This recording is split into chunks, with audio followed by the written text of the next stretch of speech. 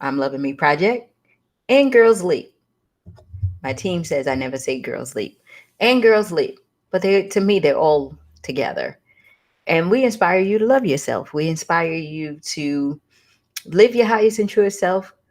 We inspire you to let you know that your dreams can come true. And they do come true and they will come true. And what you have to do is to be able to deal with the matters of life in order to make that happen. And what we do here is that we allow you to have the coaching and the mentoring and the teaching to get you to open your mind a little bit on how to get through those obstacles and those things. And that's what our purpose is for. And this is why I started the project. And this is what I'm going to do until God tells me my work is done. And that's the end. So, I wanted to let you guys know that if you do need any more mentoring outside of the Inspiration in 30 and everything that we're doing, you can go ahead. Hey, Louise, you can go ahead and join our Girls Leap and get to know some of our other coaches um, who are doing this work as well. It is me teaching you more about business. And then we have others that, teach you about mindfulness, how to have confidence, how to be able to organize your life and get that in order. Hey, Regina. Good morning, ladies. I'm so glad you guys are here. One of the things that I want to talk about today, and I want to get into it, uh, is this whole idea of stumbling blocks. Now, let me just review what has been downloaded to me this whole week. And I've been pretty consistent. So I know that this is God, right? On Monday, we talked about how we can, set our boundaries as far as when we encounter our friends and family, because life is about to open up again, right? And because it's about to open up again, there are things that's going to come at us. We're no longer going to be inside. We're going to be outside. So all those things that we work hard for over the course of the year, we're going to have to start to put in practice. So you're going to have to know how to deal with your family members and your friends and everyone, and even yourself as you go back into the world, right? Then we spoke about your money. If you're struggling with money and you're trying to figure out how you can get more, the ways that you get more is through healthy more, which means that you have to be a good steward over what you have, and then come from a place of increase in order to have more. Anytime you're looking at what you don't have and what you can't accomplish, you're coming from a place of lack, and you're not going to be able to have healthy more. You can't sit up here and tell yourself that you want more money looking at the fact that you are broke and you don't have any. Does that make sense? Because those two don't go together. You look at what you have, be a good steward over what you have, and have faith that you're going to multiply. If you need a really good example of how it works, just think of a street pharmacist, aka, you know what I mean. When you able to uh, purchase what you need in the street, you take what you have, you go, you sell it, you make a profit, you go get more, and then you go and you get more, and you go and get more. So the idea is take what you have in your hand, allow it to work for you, and watch it increase. Not look at what you don't have and see that it's not working and then expecting more. That's not how it works, right? And then yesterday we talked about the importance of understanding that you're going to have your inner critic that's going to follow you every day of your life, right? That inner critic that you have is that person who is talking to you in your head every day, always reminding you that you could do more, have more, be more, but at the same time punishing you when you don't do, right? Because it believes that if it punishes you and it pushes you, you'll be able to do better. But really, what it's doing is putting you in hopelessness, guilt, despair, and everything, and keeping you stuck. And what you have to realize is, in order for you to calm that noise down, is you have to recognize when that critic is louder than your own voice, right? You have to be mindful of when you are in a state in which you are criticizing yourself and you punishing yourself and you putting yourself down because you believe that you're not getting anywhere in your goals and what you're doing and what you said you was going to do in your life. And the way that you calm that noise down is you have to be able to ask yourself good, positive questions. What is it that I want from my life? You know, is there something important that I supposed to be doing right now? Because I feel fearful, I feel guilty, I feel this thing that's coming up in me. And once you start to make your voice louder than your critic, then you'll be able to manage and continue to make moves, right? So that's important. And today I'm going to talk about stumbling blocks because you are going to encounter that too for the rest of your life. Just like that critic is going to be in your head for the rest of your life, you are going to encounter stumbling blocks for the rest of your life. Why? Because life is constantly evolving and changing. There is nothing that we can do about it. Most of the stumbling blocks that we encounter are personal to ourselves. We do them to ourselves, but also there are stumbling blocks that is out of our hands that we can't control, that um, that influences us directly, that we have to handle, right?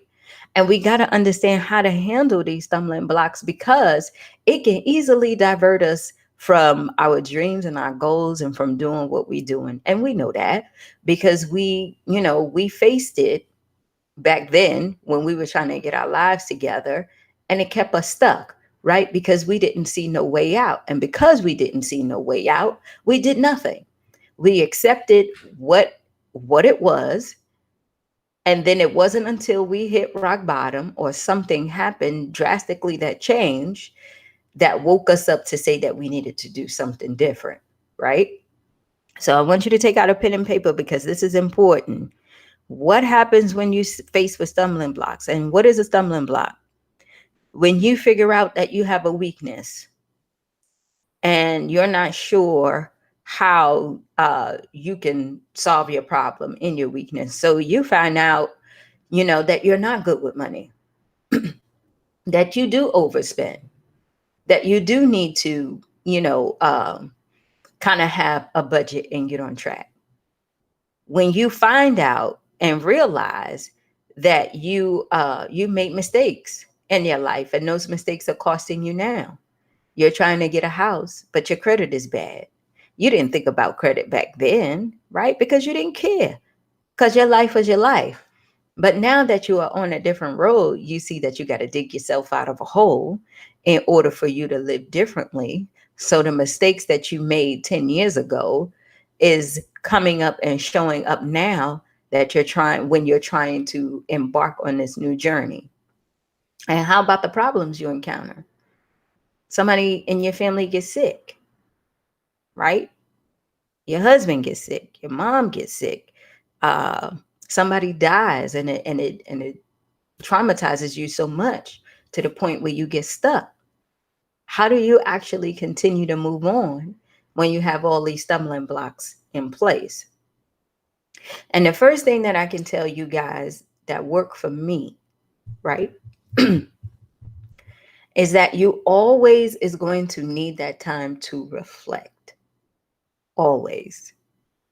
You're always going to need that time to go into yourself because most of the stumbling blocks that you have is really those things that you participated in, uh, uh, tried, or whatever some time ago or years ago that is coming to the surface because you're doing something different. I hope that makes sense. And the only example that I can think of right now off of the top of my head is an example of credit. It was a 554 way back then, right? You didn't care. You didn't need anything. You paid cash for everything. You was okay with the life that you had. So you never really looked at it. Now that you have this awakening and you want to be able to do more, you want to be able to start your business, you have to start your life over like it was for me. I never looked at my credit until I had to separate. And when I separated, that shit was blank. I'm up there like, damn, what was it that I was doing for the last couple of years? And the answer was nothing, right? Because we didn't have to think about those things, right? At least I know I didn't. And you have to be able to reflect, and you have to be able to understand and know that the things that you participated in that has got you to this point is the reason why you're in a situation, but you don't punish yourself for it, right? Like I said, you don't listen to that inner critic that is going to tell you did something bad or whatever, right? You have to be able to know and understand that with this new life that you're getting, you have to be able to embrace reality and what it is. So, for example, what I had to do is when we separated and I moved out and I had to get me an apartment, right? This apartment that I'm in now. Excuse me. And I told you guys the first thing they did when I came here, is they said, "Oh, we need to look at your credit." And then I'm like, "Okay, well, let me look at it." Now, I never had any credit cards or anything like that because I always pay cash for everything that I had. I said, if I don't have the money, I can't afford it, so I'm not going to get it. And everything else was in my husband's name, so that's what it was. So when I got here and they said, well, your credit report is blank. So that means that we have nothing to go off of. So you have to pay your security deposit and the first month's rent. So I was not able to enjoy the perks or take advantage of all of the things that was sold to me as to why I should move here, right? And so I said to myself, like, damn, like all these years, I didn't even think about credit or anything like that. So I went back to the house that we were staying in and I did the whole Credit Karma thing or whatever. And I was trying to see if I can get a credit card. And when I did the whole credit card thing, I think I got approved for like a $200 credit card, right? But I had to consult my friends and stuff because they was like, "Oh, Gloria, you have to go ahead and establish credit. Like you haven't done anything, right? You haven't done anything all these years. So you have to kind of make a name for yourself, right?" So now I had to sit and figure out what my weakness was, right? Because I didn't know any of this stuff. Even when I had my business, I knew what to do with that, but I didn't have no business credit. Remember, all of my stuff was intellectual. So I didn't have to borrow or get anything. The only thing that I had to do was use my knowledge, right? So I had a big weakness. I didn't know what a FICO score was and all of this or whatever. So it was very frustrating. But what I had to do was I had to embrace that this was something that I needed to learn at this particular time in order for me to grow. And so once I reflected on how I need to start building credit for myself and get stuff ready for myself, right? I didn't tolerate. The next thing you have to do is don't tolerate the issue. Don't let it just sit there and you say, well, because I don't have it, or because it's a weakness of mine, because it's a problem, I won't be able to solve it. Don't tolerate it. Once you have your reflection, find out what the root cause is. For me, the root cause was I never had to pay attention to it. It was never something that I had to deal with. So because I never had to deal with it, I never worried about it. I never thought about it. But now that I had to, I knew that it was going to be an uphill climb for me, but I was willing to go through it because I knew at this point in my life, I was going to be on my own, right? So I had to embrace what the reality was. And that was, I'm about to move out on my own and I need to be able to stand on my own 2 feet and establish myself. Did I want to? No. Was I upset? Yes. Right? Was I a little envious? Yes. Because he went on and had his own life and got approved and everything. And here I was faced with all these stumbling blocks in order to freaking get a damn apartment. Right? But I had to embrace that. And I had to understand that not only was this a stumbling block, but it was also a lesson to teach me something. And guess what that lesson was? The next time you get into a relationship or a marriage or anything like that, make sure you have something of your own going on. That's the lesson. Make sure you're paying attention to what you're doing for yourself, and don't put all of your security and attention into someone else, believing that they are going to take care of you, because if things go south, you got to be able to stand on your own 2 feet. And most of the time, we as women, we don't do that. That's why we stay in relationships, right? That's why we stay in these situations, because we have not put ourselves in a position where we can stand on our own 2 feet, right? Hey, Lee. And so after I designed that plan and everything, I start executing it. Like I said, I got that $200 credit card.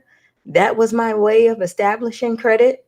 I went and bought my little Ford Fiesta that I told you guys that I had because I crashed my other car.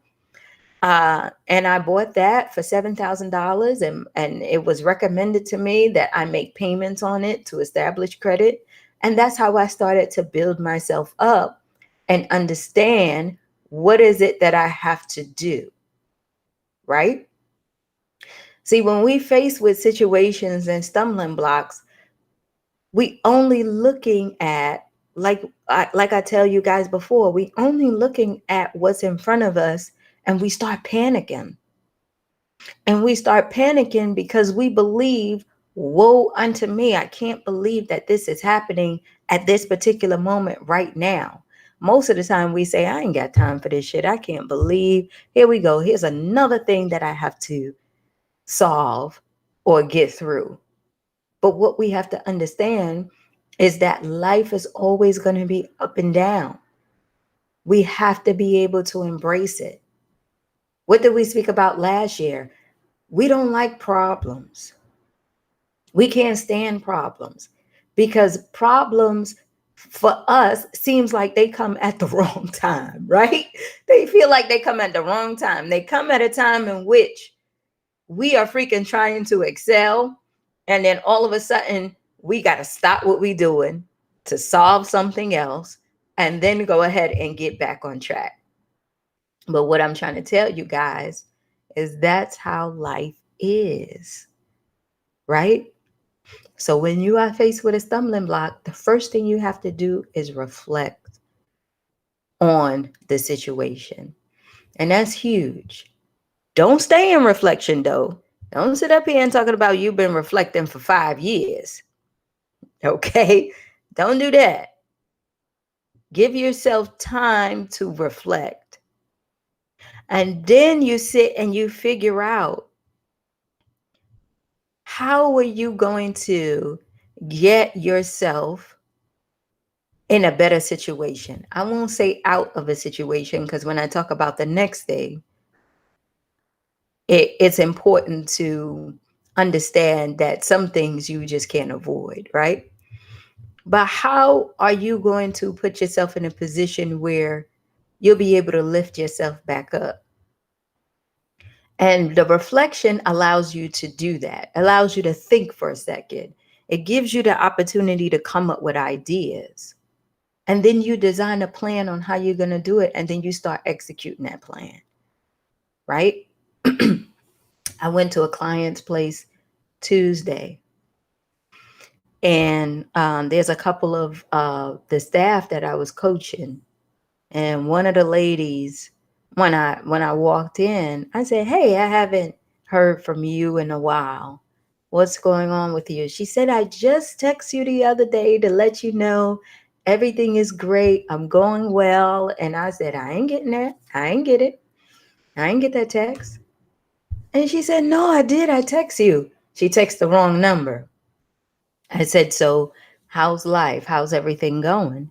And she said, Gloria, my husband has been sick. He has had heart surgery, and he's in a hospital right now. So I've been dealing with that. I've been dealing with the fact that I had to go back and forth. We have kids, but the kids are grown. But he has all my attention right now. I feel like I have to take care of him, right? And sometimes when we are on this journey, ladies, the stumbling blocks that we have are some of the things that we can control that is outside of us. Like I said, we take care of our sick parent. We have a spouse who gets sick or passes away. We have those things that are uncontrollable that happens to us that takes us off our path of how we move forward. And I always get this question, Gloria, how do I handle the stumbling blocks when there are things that is out of my control, but I have to put myself in there to help because at the same time it's is indirectly impacting me, right? And the first thing that I tell them is I totally get it. When my ex-husband had to have kidney surgery, even though it wasn't me that was going through it, it was indirectly impacting me. Right now, we was split at this point. He was in his place, I was here at mine, but we were still tied together. I felt that I had to, at least be there and help and do things, right? But what if you're in a situation where you are responsible for another person? You have to be able to understand that it's okay to do what you can, right? To do what you can and be comfortable with revising your plan of action. And when I say be comfortable with it, don't envy the person because you think they're stopping you. You hear what I'm saying? Don't get upset because you think that they are the cause as to why you're not moving forward. That's a victim mentality. Never say to yourself, if it wasn't for you, I would have been here. Do you know how much I sacrificed for you?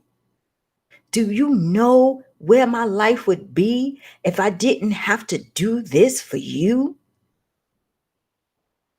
That's victim mentality. Okay? That is anger that you feel because you believe that it is somebody else that is stopping you from doing what you really want to do. And it's not true. It's like my grandmother said, it's a lie from the pit of hell, right? What you have to understand and get comfortable with is when life throws you those kind of stumbling blocks, they are there to teach you something, but they're not there to divert you from the plan. It only means that you might have to move a little bit slower than what you expected. And you're going to have to embrace that with gratitude and with love. Can you hear me? Most of us look at our situations and look at what we have in front of us and we curse it. We believe it is because of you, and it can be valid. It can be your truth. It could be everything. But we say it's because of you as to why I can't go live my life. It is because of what you've done or is doing that is now not allowing me to move forward. That's not true. The lesson is there to teach you something. Embrace it. Is it teaching you to be more humble? Is it teaching you to open up yourself a little bit more? Is it teaching you how to be patient? Because what we do know is it teaching you to be more loving, to give more self-love.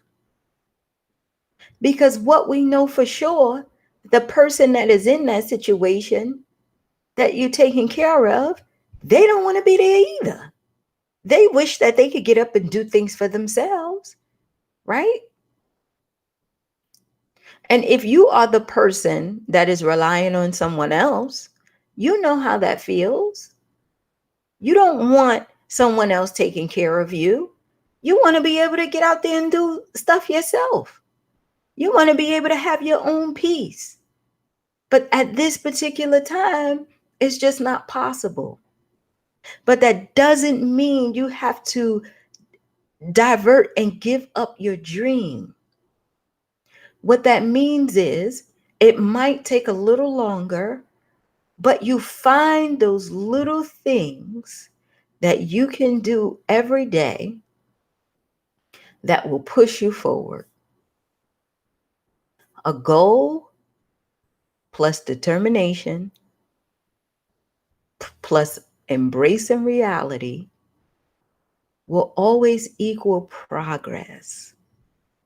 The reason why you feel the way you feel, if you are in a situation that you can't control and you're blaming that person as to why you're not progressing, is because you don't see yourself moving in a direction every day and you're looking at them as to what as to the reason why. Don't blame them because they didn't ask for it either, right? The most important thing, like I said again, is you have to do and do that reflection. And you have to ask yourself hard questions, right? Because again, you're going to be faced with that inner critic. But you got to ask yourself questions. Is this something that I can really take on? And what is that critic going to say? Well, shit, you're married to the man or to the woman or to whoever. You married to them. So because you're married to them, society says you have to. So why are you even thinking about if you can do this? You have to do it. That is your mother, that is your husband, that is your aunt, that is your family. So if it's something family related, you have to do it. That's what your critic is telling you. What am I supposed to do? I have to give up everything and go move in with my mother, or I have to give up the fact of a relationship or finding love or starting a business because my mother is sick and she has to move in with me, right? Or my husband is sick and now we got to move a bed in the room and I got to be able to make sure he take his medicine and fix his food. I have to become his caretaker. Is that really true? Well, Gloria, I don't have the money to go ahead and hire somebody to do it, so I have to do it. Well, when you reflect on it,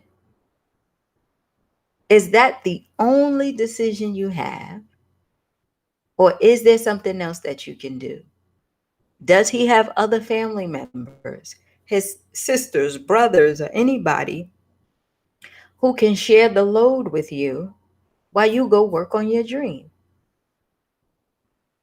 It doesn't have to be all day, but just give you that 2 or 3 hours where you in Starbucks working on your dream. Then you can come back to it. There is a point where they sleep, right? Is it an opportunity where there's a rotation? Is there opportunity where you can work at night or work early in the morning? Study. There's always a way to solve your issue. And the other thing that I would tell you, ladies, which you have to embrace, nothing is new under the sun. Just because it's happening to you, it doesn't mean that it is unique. It's been happening for years and years and years and years. So you have answers and you have choices and there are possibilities. Now, where we get tripped up in is we don't want to work hard for them, because that means you got to stretch yourself just a little bit more than the average person. You understand what I'm saying? It's not going to be that easy for you, right? So if that person is indirectly impacting your life and you have to participate in their healing or helping out, then your journey is just a little bit longer. But that doesn't mean that you have to stop everything, right? I want you to understand that stumbling blocks are there to teach you something. They are there to teach you how to grow and what to avoid doing the next time. And the difficult part about this, guys, is somebody who you love gets sick and you have to take care of them, or you have a child with special needs, right? And your time and attention and everything goes towards that child, and you just give up everything. You give up your dreams, you give up your hopes, because you say to yourself, this is my life now. I can't do anything because my child needs me. But I will always tell a mother, I'm not a mother. So I believe I know how you feel, but I really don't know. Right? So I never get into that. But I just also ask the question, how would your child benefit from you being and doing your best, not only for them, but for yourself? Because you don't want to envy that child and say, I gave up my whole life because of my kid. I know I decided to keep the kid when the doctor told me that it was going to be special needs, or I had this, whatever. And I knew what I was going to have to embark on and endure. So I already made a decision that this was going to be it. No, it is not it. Just like I told you about a loved one who gets stricken with disease or sickness, there are things you can do in order for you to have choices, because that's the society we live in now. You don't have to give up your whole life. What you do is you embrace, you figure out how, come up with a plan, and you execute. Will it go away? No. Is it going to be more stumbling blocks? Yes. But what is the beauty of it? You are learning along the way what to do and what not to do in your life, right? So that's what I have for you today. I want you to know and understand, embrace the stumbling blocks, ladies. It's going to happen until you take your last breath. You can't avoid problems. Some is going to be considered bigger to you than others. But always know that there's a way out. And always know that you have a choice. And always know that somebody else has been there. And if they can get out, so can you.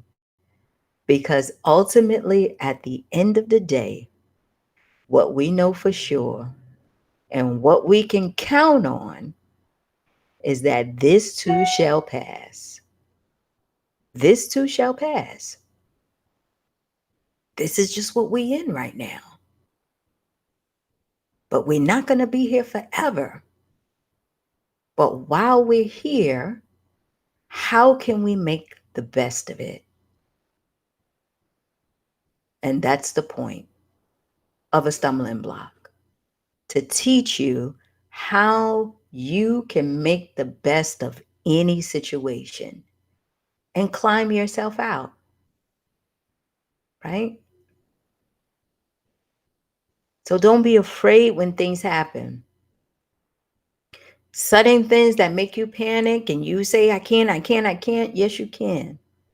Take a moment, take a breath, take some time, think about it, get some clarity, figure out a way that you can make it happen.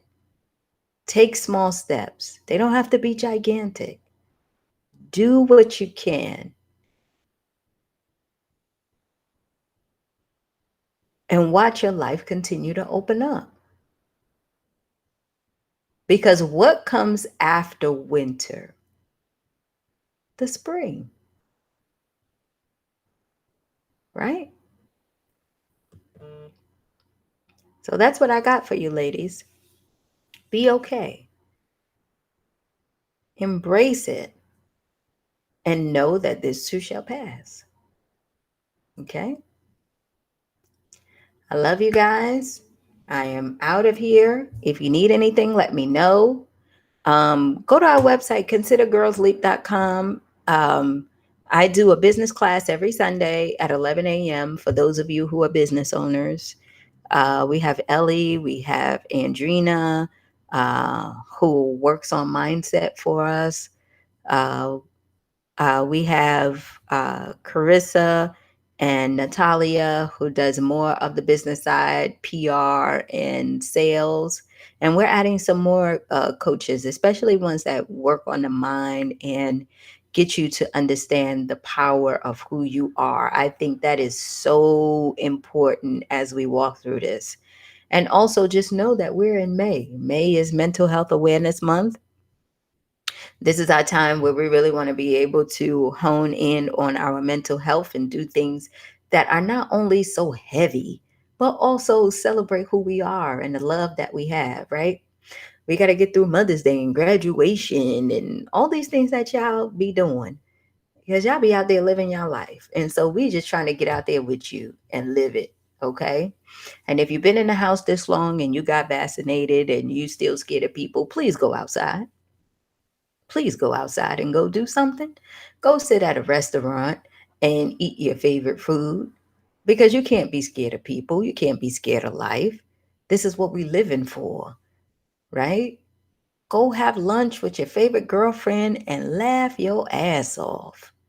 And if you can, take the day off and just go do something for you and love on you. And if you can't, when you find that time, make good use of it doing something you love. Don't take your time out to go handle stuff that you believe you need to get done so you can get it out the way, right? Go do something you love, right? Do you have to have a business? No, you don't have to have a business. You could be working towards a business. The way I start is giving you ideas. How do you actually come up with business ideas and things like that? Then we move into some of the steps of how you can get a business. And even if you're working on your career, right? How you actually work on your career, getting into management and how you work well with your boss and all that stuff. Okay. So go ahead and check it out and let me know. I'll talk to you guys later.